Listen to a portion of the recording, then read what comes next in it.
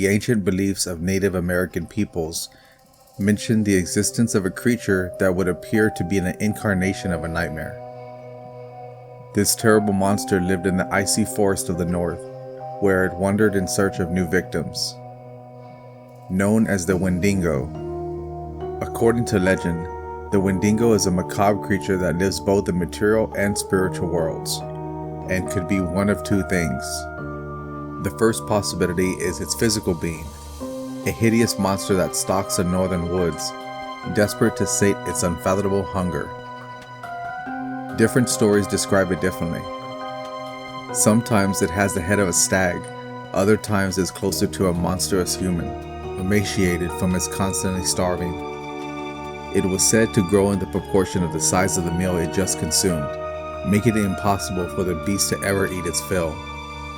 In other stories, a Wendigo is a malevolent spirit that takes control of men's bodies, cursing them with an incurable need to consume human flesh.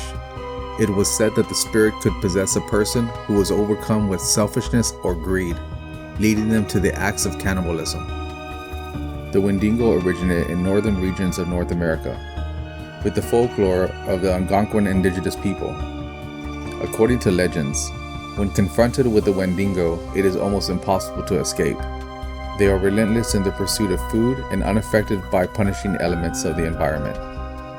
Every so often, a mythological creature will become so iconic that a medical condition is actually named after it, and as you might expect, it's downright unpleasant. Wendigo psychosis is a fascinating condition with a storied history. It is a term for what happens to people for one reason or another turn to eating other people.